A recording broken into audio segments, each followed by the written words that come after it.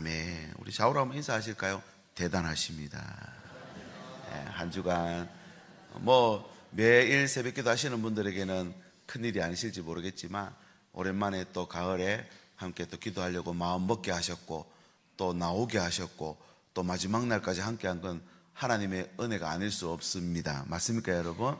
저기 일산 끝자락에서도 우리 장로님 새벽 3시에 일어나셔서 차 타고 여기까지 정말 대단하신 것 같아요. 우리 어린 아기 또 데리고 나온 가정도 있고요, 또 어린 자녀들도 함께 나온 자녀들에게도 하나님의 넘치는 은혜가 부어지시기를 예수님의 이름으로 축복합니다. 이런 양, 이런 드라크마, 이런 아들의 이야기를 마무리하는 시간입니다. 이 비유는 단순한 회복 이야기가 아니라 하나님의 구원 계획 전체가 어떻게 우리에게 이루어지고 만들어지는지를 보여주는 장면이 누가복음 15장 말씀입니다. 이 모든 장면은 한 가지로 초점이 맞춰집니다. 고백, 정말로 눈물로 나오죠. 그렇지만 그 고백이 눈물로 끝나지 않고 잔치로 완성되는 것을 보게 됩니다. 여러분, 회개 아주 무겁게 받아들이잖아요. 내가 뭐 잘못한 게 있다고. 근데 그 잘못을 깨닫고 회개하면요, 하늘에서는 잔치가 벌어집니다. 하나님 가장 기뻐하시는 일이 회개입니다. 지금까지 마음 먹고 있었던 거, 지금까지 내 안에 쓴뿌리로 잡혀있던 거 뽑아내고 하나님께로 다시 돌아가는 고백. 여러분, 이것이 하늘 잔치로 이루어진다는 사실입니다. 오늘 다시 한번 마지막 3가지를 또 살펴보고자 하는데요, 수치를 벗기고 존귀를 입히십니다. 왜 잔치냐? 수치를 벗기고 존귀를 입히기 때문이다. 22절 앞부분입니다. 아버지는 종들에게 제일 좋은 옷을 내어다가 입히고, 이렇게 되어 있습니다. 개역 한글 번역에 보면 한 단어가 빠져 있어요. 지금 제일 좋은 옷을, 그 앞에 빨리라는 단어가 빠져 있습니다. 빨리. 직역하면 이렇습니다. 빨리 제일 좋은 옷을 내어다가 입혀라는 거예요. 빨리. 조금도 망설이지 않습니다. 자격을 따지거나 반성하는 거 보고 하는 게 아니라 지금 당장 이 아들의 수치를 덮어라. 단순히 옷은 천조각이 아닙니다. 당시 사회에서 옷은 신분과 명예를 상징합니다. 제일 좋은 옷, 이 말은 그 가문의 상징에 하는 옷, 예복을 말합니다. 예복. 그러니까 그 옷의 색깔을 보고 그 옷의 무늬를 보고 그 가문을 알 수 있습니다. 아버지는 아들의 종의 옷을 벗기고 가문의 명예를 다시 입히십니다. 단순한 용서가 아닙니다. 완전한 복권, 전면적 회복을 말하고 있습니다. 여기서 빨리라는 말에 주목해야 됩니다. 하나님은 오래 참고 우리가 돌아오기를 기다리십니다. 동시에 즉시 회복하십니다. 마치 잃었던 자녀가 돌아올 때 아직 거리가 먼데 측은히 여겨 달려가서 온몸을 던져서, 아버지의 손길은 조금도 망설임 없습니다. 그냥 달려가십니다. 여러분, 우리의 삶에도 종의 옷들이 있습니다. 매여 있는 것들, 죄와 불순종으로 매입니다. 그렇게 되니까 수치와 부끄러움의 옷이 우리에게 있는 것이죠. 비교와 자책의 옷도 있습니다. 그러나 하나님은 고백하는 자녀에게 말씀하십니다. 빨리 내 옷을 입혀라.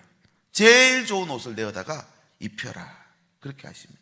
이사야서 52장 1절, 우리 같이 한번 읽어보면 좋겠습니다. 이사야서 52장 1절 시작. 시온이여 깰지어다 내 힘을 입을지어다. 거룩한 성 예루살렘이여 내 아름다운 옷을 입을지어다. 이제부터 할례받지 않은 자와 부정한 자가 다시는 내게로 들어옴이 없을 것입니다. 할렐루야. 오늘 이 아침에 기도를 통해서 우리의 영이 깨어서 하나님이 주시는 힘을 입으시길 바라고 아름다운 옷을 다시 회복할 수 있길 예수님의 이름으로 축복합니다. 회개는 벌받을 일이 아니라 하나님이 준비하신 가장 좋은 옷을 갈아입는 일입니다. 여러분, 하나님 나라 갈 때 우리가 가져갈 수 있는 게 없습니다. 그 인정하시죠 여러분? 그럼 이거 옷 입고 갈 수 있을까요 없을까요? 못 입고 갑니다. 그럼 뭐 입고 써야 됩니까? 빨개 벗고 하나님 앞에 서 있어야 됩니까? 아니면 제가 거리를 이렇게 가면서 너무 어떡하지? 제가 어느 날 그 생각이 들더라고요. 그 지나가는 고양이나 개를 보니까 그래도 예쁜 털들이 있잖아요. 색깔 있는 털. 그게 이제 가려주지 않아요. 근데 우리 털도 없잖아요. 뭘로 입느냐 이 말입니다. 여러분, 맨 처음 아담과 하와가 벗은 것을 깨닫고 숨었잖아요. 그때 하나님이 그를 불러내서 뭐라 하십니까? 용서해 주시면서 원시복음을 줍니다. 가죽옷을 지어 입히시면서 뱀의 머리를 상하게 할 후손이 네게서 태어날 것이다 하며 옷을 지어 입히십니다. 우리가 입은 옷은 바로 그 옷입니다. 옷. 어떤 옷이냐? 갈라디아서 3장 27절 누구든지 그리스도와 합하기 위하여 세례를 받은 자는 뭘로 옷을 입는다고요? 그리스도로 옷 입는다. 그리스도, 직분이라 그랬잖아요. 직분. 이 그리스도로 옷 입는 자는 더 이상 과거의 이름이 아닙니다. 더 이상 실패자, 죄인, 방황하는 자로 낙인 찍혔던 이름이 아닙니다. 하나님 자녀입니다. 여러분에게 이 옷이 있으십니까? 아니면 없습니까? 천국에서 입을 옷이 있으십니까? 제가 어느 날 밤에 자다가 꿈을 꾸는데 천국에 갔는데 입을 옷이 없는 거예요. 겨우 앞에만 가릴 만한 옷이 있는 거예요. 큰일 났다 싶더라고요. 어떠십니까? 하나님 오늘도 우리에게 그 옷을 다시 입혀주실 것입니다. 어떤 사람에게? 고백, 고백 돌아오는 사람에게 하나님이 아버지가 지금 어떡합니까? 빨리 이 수치를 덮을 옷을 입혀라. 그것도 제일 좋은 옷으로 입혀라. 두 번째, 이런 권세를 회복시켜 주시기 때문에 잔치가 됩니다. 22절 중반절 손에 가락지를 끼우고 발에 신을 신기라. 고대 이 사회에서 가락지는 권위와 소속을 상징합니다. 왕이 인장 반지를 빼서 신하에게 주면요 전권을 위임한다는 것입니다. 왕권을 준다는 겁니다.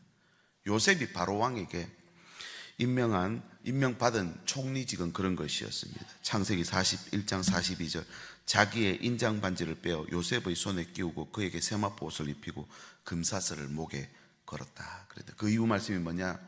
이 나라에 너보다 높은 사람은 나밖에 없다. 이 나라에 제일 높은 사람이다. 이 반지가 그 왕권을 상징합니다. 근데 지금 이 고대 사회에서 아버지가 다시 가락지를 그에게 끼워주는 것은 왕권, 왕의 권세를 회복시키는 겁니다. 이게 복음의 핵심입니다. 돌아오면은 너 저 끝에 가서 다시 일해. 응? 죄의 대가를 치러야지. 이게 아니라 그냥 거리가 먼데 측은히 여겨 달려가서 온몸을 던져 끌어안으며 빨리 옷을 가져와서 입히시오. 가락지를 그에게 끼워주시면서 왕권을 그 자리에서 회복시켜버립니다.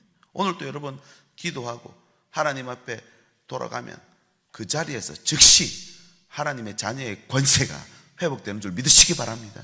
이 권세를, 어둠의 권세를 이깁니다. 이 권세는 하나님께서 주시는 이 권세가 되어서 사망 권세가 이기지 못합니다. 오늘 또 하나님께 주시는 놀라운 권세가 우리에게 주어집니다. 돌아오는 자에게. 처음에 아담에게 어떤 권세 주셨습니까? 다스리고 번성하고 충만하고 정복하라 명령하고 권세 주셨잖아요. 죄를 지어서 뺏기고 말았죠. 그럼 다시 돌아오면요 회복하는 것입니다. 즉각적인 용서로 이어졌지만 이 용서는 끝이 아니라 시작입니다. 권세 받은 걸로 끝나면 안 되고 권세를 써야죠. 권세를 사용해야죠. 돌아온 탕자의 삶은 이전으로 돌아가지 않았을 것입니다. 아들의 지위를 회복했지만 그는 섬기는 자리에 갑니다. 진정한 직분자가 된다는 것이죠. 단순한 힘을 가진 자가 아니라 무게로 받습니다. 이전에는 원망하고 불평했던 아들의 자리가 이제는 축복이고 감사고 사명이 되는 것입니다. 회개는 관계 회복으로 이어지게 되지만 동시에 사명의 발견입니다. 사명의 재발견, 잃었던 권세, 잃었던 위치, 잃었던 영향력을 다시 세워지면 진짜 아들이 되는 거죠. 진짜 아들 말입니다. 진짜 직분자가 돼야 됩니다. 다른 사람들 보기에도 진짜 목사가 돼야 되고 진짜 장로가 돼야 되고 진짜 집사, 권사가 돼야 되지 않습니까? 진짜 아들이 돼야 돼요. 가정에서도 진짜 부모가 돼야죠. 탕자는 이렇게 고백할 때 가락지를 꽂아주십니다. 이 가락지를 끼워주신 이 손에 나는 이제 하나님의 자녀다. 다시 왕권을 회복했다라는 것이죠. 이 반지는 절대 반지입니다. 절대 반지. 반지의 제왕이 나오는 절대 반지. 하나님이 끼워주신. 베드로 생각해 보십시오. 세 번 부인한 그를 예수님이 갈릴리까지 찾아가서 다시 부르십니다. 그것도 새벽 미명이. 그죠? 밤새도록 고기 잡고 또다시 아무것도 못 잡고 돌아오는 그들을 기다리고 계시죠. 내 양을 먹이라. 용서 후에 사명이 따라옵니다. 가락지를 그때도 끼워주셨겠죠. 이 가락지는 왕권이 회복됐다는 의미입니다. 단순한 명예 회복이 아닙니다. 절대 반지를 끼워준 것입니다. 다시 세상 속으로 나가 복음 전할 때 절대 권세가 회복됩니다. 내가 하나님의 자녀인데 세상에서 빛을 잃고 맛을 잃으면 사람들이 짓밟힙니다. 욕을 얻어먹습니다. 끝났다 싶습니다. 아니요.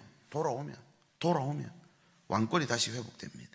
어둠의 권세가 물러가고 병든 자가 일어나고 무엇보다도 천하보다 귀한 영혼이 나를 통해서 돌아오게 될 것입니다. 이런 양을 찾아내고 가치를 발견하고 돌아오게 만든다는 것입니다. 이것이 하나님이 우리에게 주신 권세인 줄 믿으시기 바랍니다. 마지막 세 번째는 모두를 회복시켜 주기 때문에 잔치가 됩니다. 이제 마지막 모습이 나오는데요, 23절입니다. 그리고 살찐 송아지를 끌어다가 잡아라. 우리가 먹고 즐기자. 여기 제일 중요한 단어 빨간 것이 우리가, 이게 중요합니다. 회개는 개인적으로 하는 거지만 회복은 전체의 축제입니다. 우리 가정에 한 사람이 돌아오면은 전체가 축복이 됩니다. 축제가 되죠. 잔치가 됩니다. 아버지는 가족만 잔치로 안 삼습니다. 온 동네 사람들 다 불러 모읍니다. 당시 고대 사회는 부락이죠, 부락. 지금도 우리 남쪽에 이렇게 섬이 있는 곳으로 가면 섬에는 전부 다 같은 그 가족들, 친척들이 다 모여서 하는 부락들이 있습니다. 온 동네 사람 다 불렀다는 건 온 동네 잔치 만들었다는 거죠. 이 회복은 엄밀히 숨길 일이 아니라 온 마을 함께 할 일이었습니다. 당시 송아지 매우 귀한 재산이죠. 오늘날도 그렇습니다. 수백만 원 합니다. 근데 이 송아지 한 마리는 가족 잔치로는 과하죠. 그래서 온 동네 사람들 다 불러 모읍니다. 송아지 잡았다는 건 온 동네가 다 참여하는 패밀리 잔치. 이런 아들이 돌아온 날 아버지는 온 마을 앞에서 이렇게 선언합니다. 24절 같이 읽어보겠습니다. 시작. 이 내 아들은 죽었다가 다시 살아났으며 내가 잃었다가 다시 얻었노라 하니 그들이 즐거워하도다. 아멘. 이것이 고백의 결과입니다. 회개는 조용히 끝날 일 아닙니다. 잔치로 이어집니다. 잔치로. 홈커밍 데이를 통해서 정말 온 교회가 이렇게 잔치하는 날 될 수 있기를 소망합니다. 나 전도 못했는데. 아니요, 하나로 또 왔잖아요. 탕자 하나 돌아왔는데 온 마을이 잔치했다니까요. 15장 누가복음 15장 7절에 보면 죄인 한 사람이 회개하면 하늘에서는 회개할 것 없는 의인 99으로 말미암아 기뻐하는 것보다 더하리라. 이번 주일은 특별한 잔치가 천국에서도 열립니다. 우리도 잔칫날이 되어야죠. 각자 죄에서 돌아와 모두가 한 가족이 된다라는 그런 믿음이 우리 가운데 가득하면 좋겠습니다. 이 잔치는 단지 과거의 잘못을 덮는 잔치가 아닙니다. 새로운 미래를 여는 잔치입니다. 안아주시며 과거를 묻지 않고 이제부터 새 노래를 부르는 겁니다. 새 언약이 갱신되죠. 새 백성으로 바뀝니다. 그럼 새 시대를 여는 것입니다. 여러분, 이번 한 주가 우리가 이 말씀 가지고 함께 나누었습니다. 어떠십니까? 이 탕자 이야기로 끝나면 안 됩니다. 이건 가족 이야기고 교회 이야기고 우리 모두 하나님 백성의 이야기입니다. 탕자는 아버지 품으로 돌아왔지만 그 품에 가족이 기다리고 있었습니다. 형이 조금 불평했다고요? 그럴 수 있습니다. 우리 같이 몸을 부대끼고 살다 보면 좀 이렇게 원망이 되고요. 또 불평을 할 수도 있습니다. 그러나 가족 잔치로 끝납니다. 아버지의 사랑은 개인의 회복으로 끝나는 게 아니라 가족 전체 모두를 하나로 엮어내십니다. 우리는 연약하고 부족합니다. 그러나 아버지는 우리가 생각한 것보다 훨씬 더 큰 사랑 안에 있는 줄 믿습니다. 가족에게로 이것이 하나님 나라의 마지막 회복 완성 단계입니다. 온 잃어버렸던 자들이 다시 하나님께 돌아와 그래서 개인의 구원에 머물리지 않고 가족을 살리고 교회를 세우고 세대를 잇는 복음이 됩니다. 무엇으로요? 나 한 사람 돌아오면. 혹시 잃어버린 양, 어디 혼자 외롭게 앉아 울고 있는 양, 가자, 다시 돌아가자. 그래서 이 자리에 함께 들어올 때 온 가족 잔치가 되고 교회 잔치가 되고 하나님 나라 잔치가 된다는 것이죠. 아버지는 아들에게 옷을 즉각적으로 입히고 반지를 끼우고 이 가족을 모두 불러서 즐기자 하셨습니다. 우리 신일교회가 이번 홈커밍 데이 주일은 잔치집이 돼야 되겠습니다.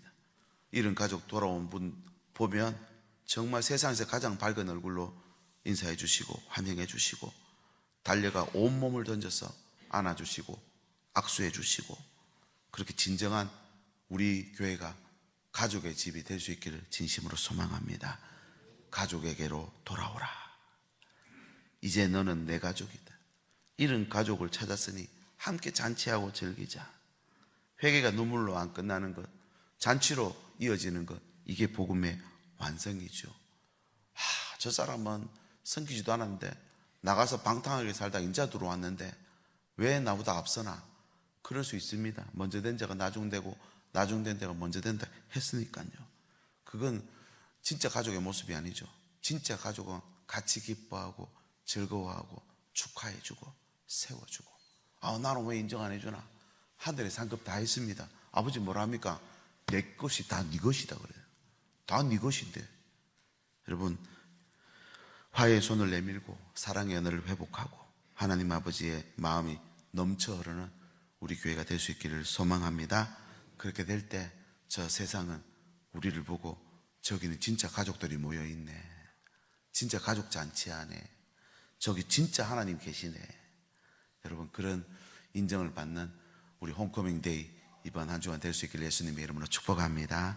우리 같이 한번 기도하고 또 찬양합니다.